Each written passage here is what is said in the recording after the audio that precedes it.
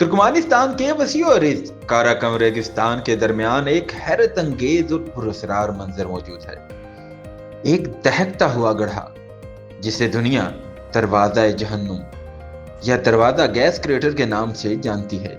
ये कोई आतिशफशा नहीं बल्कि कुदरती गैस के जखीरे के धंस जाने से बना हुआ एक अजीम गड्ढा जो पिछले कई दहाइयों से मुसलसल जल रहा है। कहा जाता है कि 1971 में सोवियत साइंसदान इस इलाके में तेल की तलाश में खुदाई कर रहे थे, लेकिन अचानक जमीन इनके कदमों तले धंस गई और खुदाई का पूरा सामान एक गैस से भरे गार में जा गिरा। इस वक्त माहिरीन को खदशा था कि कहीं जहरीली मीथेन गैस फिजा में न फैल जाए, लिहाजा उन्होंने गैस को आग लगा दी, ये सोच कर के शोले चंद हफ्तों में खुद ही बुझ जाएंगे।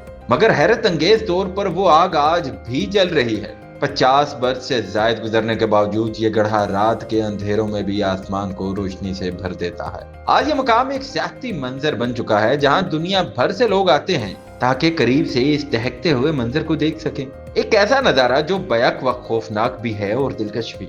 ये गड्ढा हमें याद दिलाता है कि फितरत की ताकत कितनी बेकाबू है और इंसान के फैसले बाद औकात कितने देर पास रात छोड़ जाते हैं।